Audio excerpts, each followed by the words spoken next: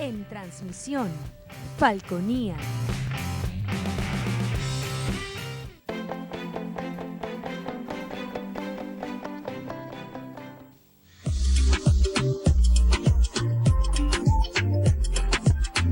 Este programa es de tipo informativo y de opinión, que contiene elementos de lenguaje, salud, sexo y violencia puede ser presenciados por niños, niñas y adolescentes sin la supervisión de sus padres, madres, representantes o responsables.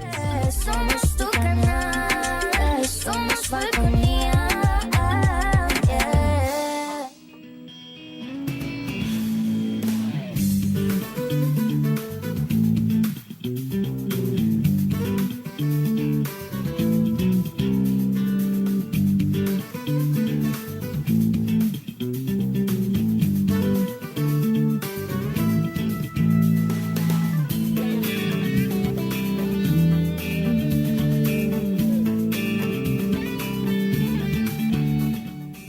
Pero muy buenos días, bienvenidos a este especial del día de hoy.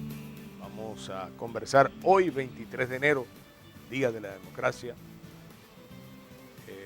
La salida de Marcos Pérez Jiménez, Marcos Evangelista Pérez Jiménez, un 23 de enero de 1958.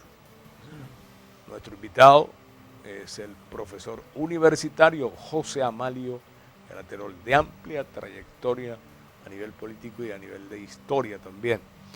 Por eso lo hemos querido invitar en el día de hoy para rememorar algunas cosas del 23 de enero y compararlo por estos días, cómo se mueven las cosas, cómo anda el ajedrez político en este instante. Doctor, primero que nada, bienvenido a Desayuno de Noticias. Muchas gracias por la invitación y además esto es un día muy importante en la historia de Venezuela. El 23 de enero de 1958 significó la caída de una dictadura tradicional, nacionalista, no popular, perseguidora de la política, pero que se mantuvo en niveles de dictadura tradicional. Se perseguía a los enemigos políticos. No había ninguna discusión en relación con otras personas y que los militares no se entretenían persiguiendo a sus enemigos personales. Eso es una cosa bien clara que estaba en esa dictadura. La génesis del 23 de enero fue el 7 de diciembre de 1957.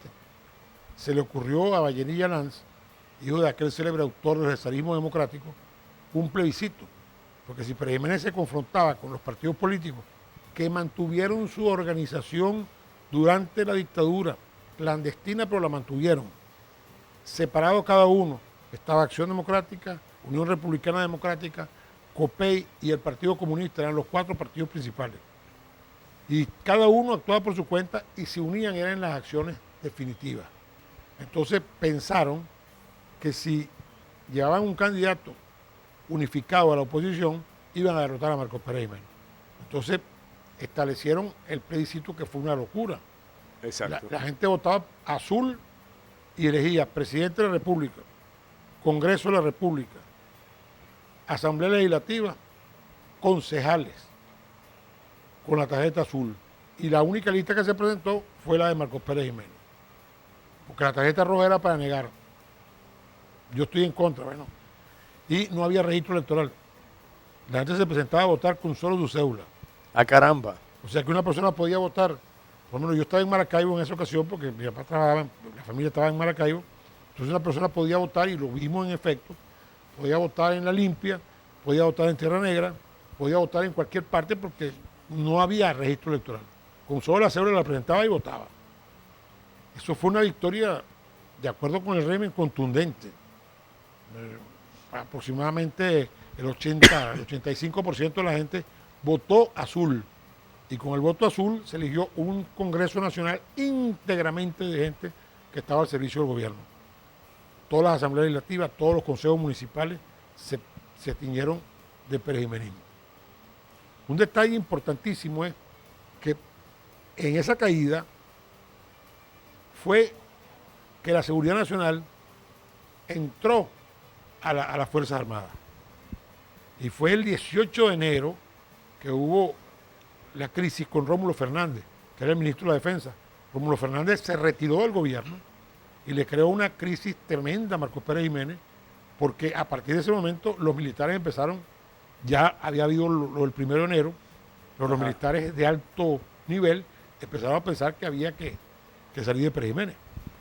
Y el 23 de enero se produjo el acontecimiento de la ida de Pérez Jiménez. Pero Pérez Jiménez tampoco era un hombre desguarnecido. Pérez Jiménez contaba nada más y nada menos con Fernández Morán, que fue el creador del IBIC y el científico venezolano de más alto nivel en la historia del país. Y el país no le entendió a Marcos Pérez Jiménez que pusiera a Fernández Morán, y Fernández Morán duró de ministro de Educación 3 días. Caramba. Y fue sustituido por Néstor Prato, que era el gobernador del Zulia. Y fue el célebre ejemplo que los estudiantes de la UCB sacaron un burro con una gorra militar y lo pasaron por la calle de Caracas. Este es el ministro de Educación. Cosa que era muy justa con Néstor Prato, que era un hombre bien preparado y que había sido un gran gobernador del estado Zulia. Estando Marcos Pérez Ya empezaron las manifestaciones de presidente, los estudiantes le sacaron el burro con la gorra militar. Entonces, la Fuerza Armada empezó el movimiento para desplazar a Marcos Pérez Jiménez. Pregunto si estaba Marcos Pérez por lo del atrevimiento de hacer eso, ¿no? No, porque la gente se alzó en Caracas. La gente se alzó en Caracas y hubo la huelga el 21 de enero, que no fue completa la huelga, pero sí hubo muchas manifestaciones populares. Y el gobierno cometió el error de reprimirla con violencia. Al reprimirla con violencia, los militares sintieron que no iban a poder sofocar eso y que iba a tener que salir la Fuerza Armada a reprimir a la gente. Y ellos no estaban para ser represores de la gente. Ellos estaban en otra posición. Hubo un cónclave militar y se decidió que se fuera Pérez Jiménez y se pusiera al oficial de más alta graduación y de mejores calificaciones en la escuela militar. Y había 2 oficiales que eran candidatos a la presidencia de la República porque eran los de más alta graduación y de mejores calificaciones. Wolfgang Larrazábal Hugueto y Carlos Larrazábal Hugueto. Y Wolfgang le ganó a su hermano por 1 punto. Y por eso apareció Wolfgang Larrazábal como presidente de la República, un tipo bien plantado, se santiguó, digo en nombre del Padre, del Hijo y del Espíritu Santo, amén, y eso cautivó prácticamente a todo el país. Y un detalle, Wolfgang Larrazábal dijo en su propio discurso que se clausuraba la seguridad nacional, que era contra quien la gente estaba. Claro. Porque la Fuerza Armada no se metió en la represión de Pérez Jiménez, era la seguridad nacional. Y además dijo otra cosa en el discurso del 58, del 23 de enero, hoy es día jueves, el domingo vamos a tener el 5 y 6, vamos a seguir la vida normal.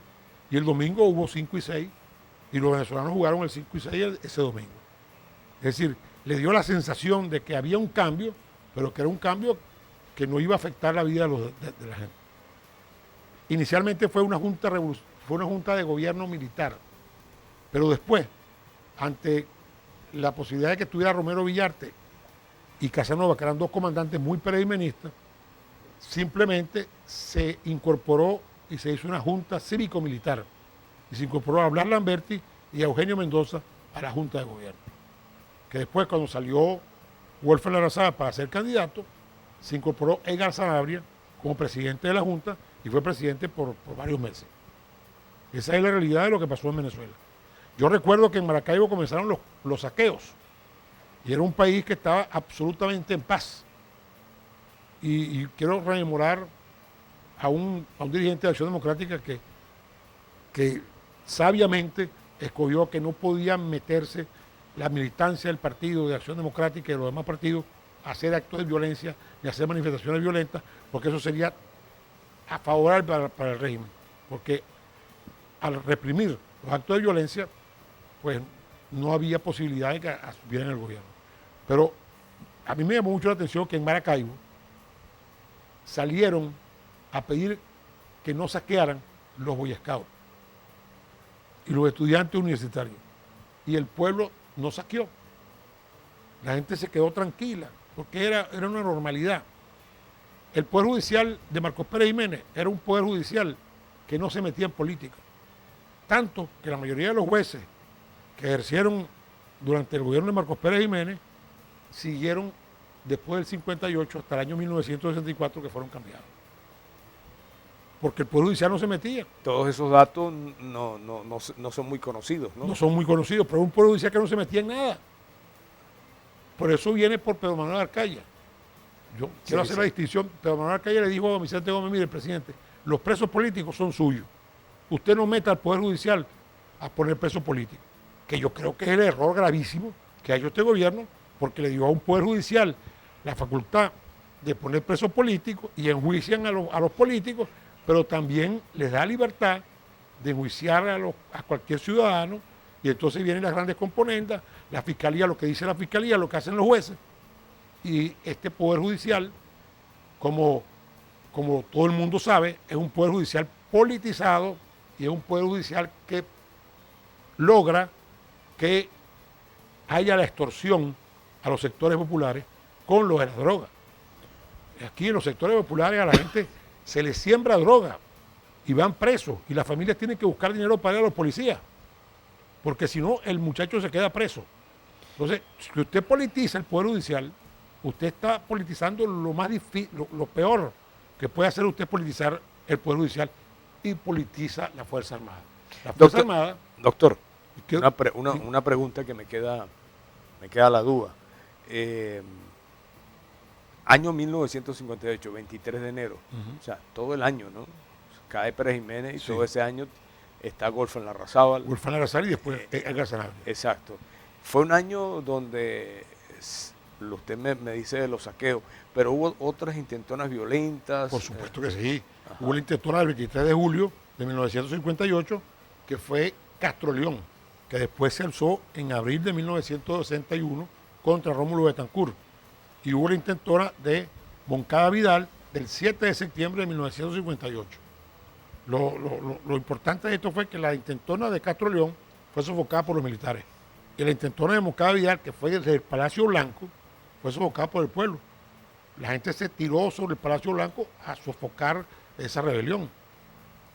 Y entonces hubo unos cuantos muertos en Caracas, pero el pueblo se impuso por encima de las pretensiones militares. Entonces, a partir de ese momento los militares sabían que no podían meterse en cuestiones de política. Y a sangre y fuego, ¿no? A sangre y fuego fue ese. Y yo quiero hacer un dato, por ejemplo, Homero Leal Torres, que fue el ministro de la Defensa después de Carlos Andrés Pérez durante 5 años, había sido edecán de Rómulo Gallego. Y Homero Leal Torres no lo sacaron del ejército, ahí lo dejaron.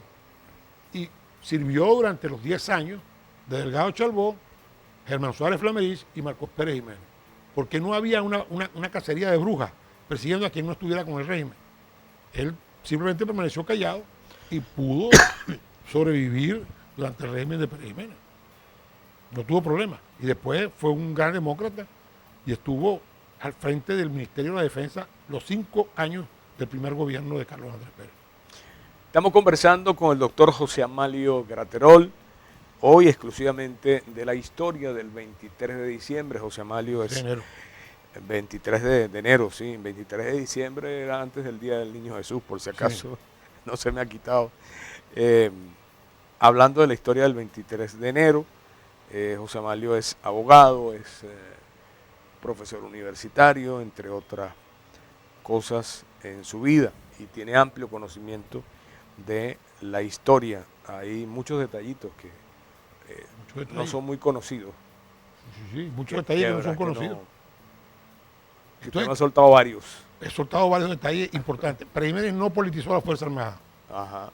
Pérez Jiménez no politizó el Poder Judicial. Y yo quiero destacar una cosa. Pérez Jiménez fue un gran nacionalista. El asunto del Esequibo, Pérez Jiménez lo manejó poniendo a las fuerzas navales en defensa del territorio que le estaba quedando a Venezuela y avanzando en la parte topográfica del Esequibo. Porque era un señor que tenía concepto nacionalista. Para él lo principal era Venezuela. Ahora ¿cómo hizo eso en la práctica? En la práctica, bueno, que todo el levantamiento topográfico del Esequibo lo hizo Marcos Pérez Jiménez, el gobierno de Marcos Pérez Jiménez. Y los límites y el Río Negro, que es el límite entre los dos países, eso quedó bien establecido por el régimen de Pérez Jiménez. Y no solamente eso, sino que Pérez Jiménez, y otro detalle histórico, lo invitaron, entre comillas, para una fiesta en las huertas de Coro. En medio de la fiesta de la huerta de Coro estaba el general Pérez Jiménez, imagínense ustedes, el presidente de la República, llegó un helicóptero. Entonces Pérez Jiménez dijo, prendan los carbones para la parrilla, que yo voy a dar una vueltica por ahí y regreso. Que fue la vueltica que se dio Pérez Jiménez. Se fue para Los Monjes, dejó una guarnición en Los Monjes y se regresó para Coro para seguir en la fiesta. Ah, caramba. Entonces, Pérez Jiménez era un tipo nacionalista de verdad, verdad. Podrá haber sido dictador, lo que ustedes quieran, pero un hombre nacionalista. Él creía en la integridad del territorio nacional. Y nunca trajo extranjeros a Venezuela a manejar asuntos del país. No se veía un extranjero manejando registros, no se veía un extranjero manejando la identificación del país, no había un extranjero. Mire, era tan grave la cosa que las inspectorías del trabajo se enfrentaban a las petroleras en defensa de los trabajadores petroleros. Sí, porque estaban los gringos en... Porque estaban los gringos, entonces, estos son los gringos, estos son los ingleses, los holandeses, y aquí estamos los venezolanos. Y en la época de Pérez Jiménez hubo la crisis del Canal de Suez, que le trajo a Venezuela una gran riqueza, porque entonces hubo la crisis petrolera y vinieron muchísimas inversiones a Venezuela. Y Pérez Jiménez manejó eso con maestría. ¿Dónde estuvo el error de Pérez Jiménez? Que se le olvidó manejar las finanzas bien manejadas, porque se dedicó a hacer obras públicas, extraordinarias obras públicas también, de paso, pero se quedó con muchas deudas. Cuando la gente sintió que el gobierno no tenía plata, porque no había plata, entonces pasaron las cosas que pasaron. Y Wolfgang Larrazábal, para solucionar el desempleo, se le ocurrió el llamado plan de emergencia, que era algo así como los bonos de ahora. A cada persona sin trabajar se le daba tanto, una cantidad. O sea que lo de los bonos no es nada nuevo. No, es que aquí no hay ningún invento. Aquí esto era un bono que el que no tenía trabajo iba. Yo estoy desempleado y le daban una plata mensual que desangró más al país. Y produjo que en el gobierno de Rómulo Betancourt, entre las primeras medidas que tuvo que tomar fue la devaluación del bolívar, que estaba a 3.33 con Marcos Pérez Jiménez, y Rómulo Betancourt lo puso a 4.30. Aparte de que le bajó el sueldo a todos los empleos públicos en 10%, porque no podían pagar. Ese fue uno de los errores de Marcos Pérez Jiménez. Y el peor error de Pérez Jiménez fue dejar en manos de Pedro Estrada la seguridad del gobierno. Porque Pedro Estrada, que era un hombre brillante como policía, también tenía sus pasiones. Claro. Entre las cosas más conocidas de Pedro Estrada está que se enamoró de la esposa de un ingeniero y, oh sorpresa, el ingeniero apareció muerto varios meses después. Sí. Y Rafael Caldera y Aristides No había que Calvani, ser muy inteligente para... sí, para saber qué es lo que iba a pasar. Y Rafael Caldera y Aristides Calvani fueron los abogados de la primera esposa de Pérez Jiménez. Y ahí está el gran asunto con Caldera, que Pedro Estrada le mandó a poner una bomba en la casa Caldera. Y la bomba estalló, pero no causó grandes... En la quinta Punto Fijo, que es otro cuento bien interesante del año 1958. Mucha gente piensa que fue que se firmó un pacto aquí en Punto Fijo, no. La casa de Caldera en Sabana Grande se llamaba Punto Fijo. Y allí fue donde se firmó el acuerdo de Punto Fijo para que los tres partidos pudieran establecer la democracia en Venezuela. Tantas veces satanizado, ¿no? Muchas veces satanizado y en definitiva permaneció durante 40 años el sistema establecido en el pacto de Punto Fijo. Y yo quiero señalarte otra anécdota que la conocí por boca de la esposa del que era el dueño del restaurante. En Sabana Grande había un restaurante muy bueno llamado The Coq d'Or. Ajá. Y allí fueron a almorzar Rómulo Betancourt, Rafael Caldera y Jovito Villalba para celebrar el pacto de Punto Fijo. Rómulo Betancourt pagó 80 bolívares, una cantidad gruesísima, Exorbitante en la época. Sí. Pero cuando llegó a su casa se dio cuenta de que no tenía fondo el cheque de 80 bolívares. Cheque del banco, creo que era el Banco de Comercio, de 80 bolívares.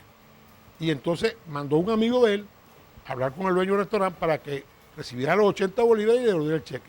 Y el dueño dijo, no, yo no le devuelvo ese cheque a Rómulo Betancourt, este cheque es histórico, este cheque va a estar aquí, para que se sepa que Rómulo Betancourt, Rafael Caldera y Jovito Villalba no pudieron pagar bien el almuerzo. Y usted ve ahora a la gente de oposición y del gobierno, todo. ¿Y dónde está fulano? Está en Bruselas, está en no sé dónde, está en Madrid, y viajan y vienen, y se reúnen en Washington, se reúnen en Nueva York. Son gente que no tenía ambición de poder, pero no tenía ambición de dinero.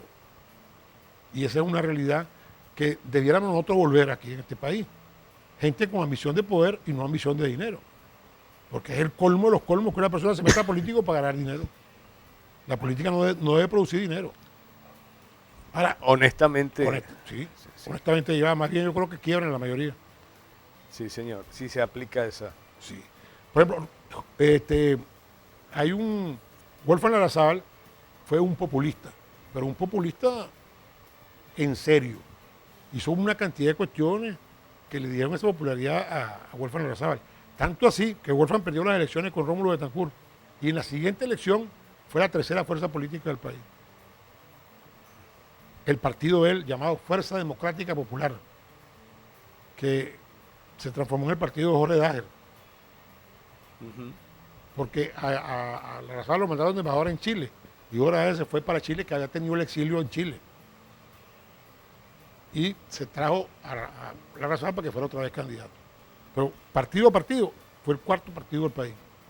Los exilios preferidos, ¿cuáles eran? ¿Cuáles eran los países donde...? Guatemala, durante el gobierno de Juan José Arévalo, el papá del actual presidente de Guatemala, que era un hombre democrático, que fue el primer presidente electo democráticamente en Guatemala y el primer presidente que se atrevió a hacer una carretera pública en Guatemala. Después, cuando él deja el poder, llega Jacobo Arbenz y lo sacan y tuvieron que irse y se fueron entonces la mayoría de los exiliados para La Habana, que estaba Pío Socarrás. Pío Socarrás estaba en La Habana y allí estaba Rómulo Gallego, que estando en La Habana escribió La brizna de paz en el viento, que describía todos los cañavelares cubanos. Y ese fue el exilio preferido. Pero cuando cayó Batista sobre Cuba, tuvieron que huir toda esta gente. De La Habana se fueron Rómulo Betancourt, Rómulo Gallego, Gonzalo Barrios, Reinaldo Leandro Mora, Carlos Andrés Pérez estuvo, y entonces unos se fueron a Costa Rica, otros se fueron a Chile. Pues Chile era una democracia bien cimentada y entonces ya tenían acceso a los venezolanos. Al extremo de que hay cosas que la gente no sabe. Jaime Lucinchi fue profesor de la Universidad de Chile en la rama médica, porque Jaime Lucinchi era un excelente médico, fue un hombre summa cum laude en medicina. Y le permitieron ejercer en Chile, le permitieron dar clases en la Universidad de Chile. Y la popularidad de Jaime Lucinchi en el 23 de enero era tan grande porque había sido el médico pediatra del 23 de enero en Caracas. Todos esos detallitos, la gente piensa que el político tiene que ser un tipo que aparezca en ruedas de prensa y tal. No, hay una cantidad de cosas necesariamente. Que son los que hacen a los políticos.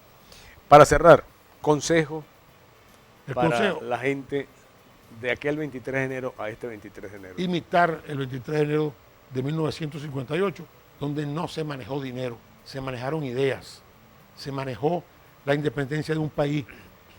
Venezuela no se hizo dependiente de nadie. Y Fidel Castro vino aquí a Venezuela en 1959 creyendo que él iba a dominar la escena en Venezuela. Y Rómulo Betancourt le dijo, momentico, que allá yo aquí, yo soy el presidente de Venezuela, usted no me venía a decir a mí lo que yo voy a hacer. Y entonces empezó la división de Acción Democrática, se formó el MIR, que fue por razones ideológicas, después vino lo que llamaron el ARS, que fue también por razones ideológicas, pero no había esa atomización política.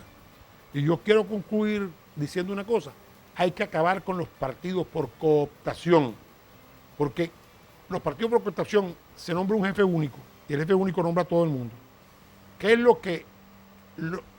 si una persona quiere ser dirigente político, qué es lo que tiene que hacer? Adular a los jefes. Porque sin convenciones de partido y sin lucha por el poder dentro de los partidos, no hay posibilidad de que aparezcan líderes propios. Luis Herrera Camping es un ejemplo, Carlos Andrés Pérez es otro ejemplo, Jaime Lucinchi es otro ejemplo de gente salida de los partidos con una lucha interna para poder ser jefe de partido. Y eso es una cosa importantísima. Así, si se resume que yo tengo que ser muy amigo leve para yo poder ser diputado, para yo poder ser concejal, para yo poder ser jefe del partido en un municipio, tengo que tener un jefe regional que me ponga. Como decía el Libertador, un lisonjero hace mucho más daño que todo ejército enemigo. Y los partidos democráticos en este momento están llenos de lisonjeros, por no decir lo que es la palabra que utilizamos los venezolanos normalmente. Pero sí le entendieron. Yo creo que sí me entendieron. Muchísimas gracias al doctor José Amalio Graterol, profesor universitario. Hoy este especial del 23 de enero, queríamos pues conversar con él, queríamos, repito, hacer este especial porque para dar alguna luz, algunas cosas sobre este hecho acaecido en 1958, la caída de Marcos Pérez Jiménez. Gracias, repito, al doctor José Amalio por haber compartido con nosotros este programa especial de hoy de Desayuno de Noticias. Por ahí está Martí Hurtado y Pimentel, ya se prepara para... Ahora es de La Guaira. Siempre ha sido de La Guaira, creo. ¿Martí? Sí, Martí, sí. Ah, bueno, somos colegas. Sí, señor. Siempre ha sido de la... 37 años. Están diciendo que hay que prohibir que La Guaira gane porque va a haber desastre con las caravanas. Porque Sí. no sabemos hacer caravanas los de La Guaira. Hay una cantidad de chistes Sí. con la copa, con la primera camioneta de La Guaira que estuvo en la caravana. Hay una cantidad de chistes, pero qué bueno. La Guaira, de verdad, se merece ganar. Ya es demasiado tiempo esperando. 37 años sin ganar un campeonato. 37 años, sí, es verdad. Y hay quien dice por ahí que deberían de entregar el gobierno del país a los guaireños. Porque somos la gente más leal con un equipo. No, en eso estoy de acuerdo. Sí, señor. Más leales que los fanáticos de La Guaira, no hay, de verdad que sí. Martí Hurtado y Pimentel. Buenos días, Martí. Buenos días, Epifanio. Un gusto, un placer estar compartiendo contigo este enlace. Y de verdad aproveché muchísimo estos últimos minutos de tu programa con una verdadera clase magistral que nos dando el profesor. De verdad hay que saber, ¿verdad? De dónde venimos, qué hicimos Para para saber saber dónde a vamos. dónde vamos. Sí, De verdad señor. que te felicito por ese extraordinario invitado. De verdad Sí, que sí. Y fíjate, bueno, La Guaira hoy entonces se inicia entonces la gran final del béisbol profesional con muchas expectativas.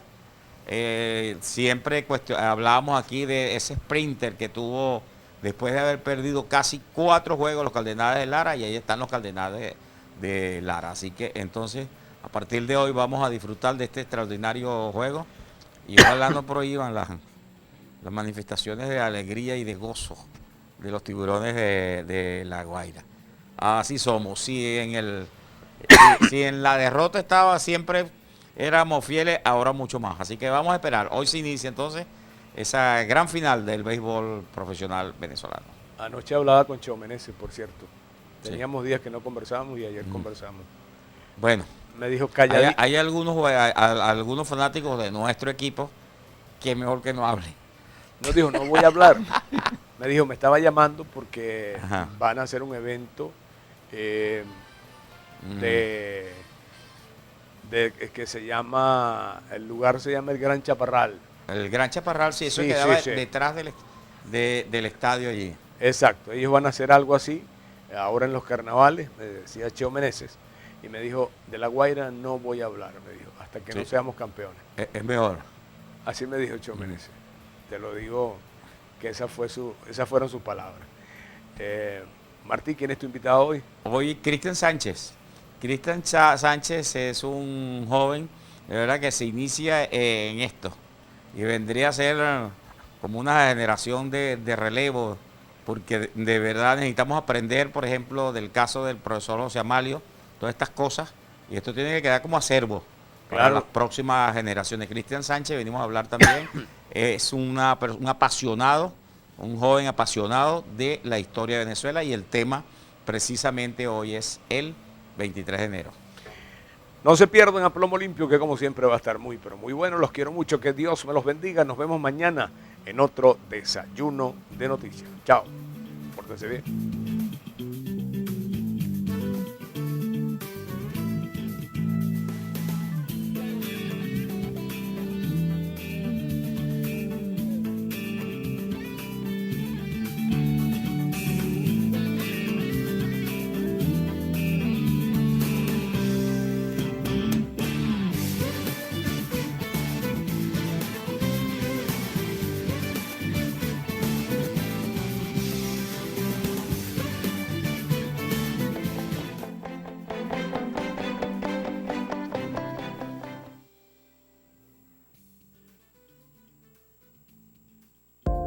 Una nueva forma de ver televisión llegó a los hogares de toda Venezuela. FTA, la nueva señal libre en el aire, te conecta con una novedosa tecnología llena de oportunidades. Con 28 canales nacionales e internacionales, 11 canales de radio y 5 canales para aplicaciones móviles, tu FTA recibe señales vía satélite. Podrás tener en casa tu kit de antena de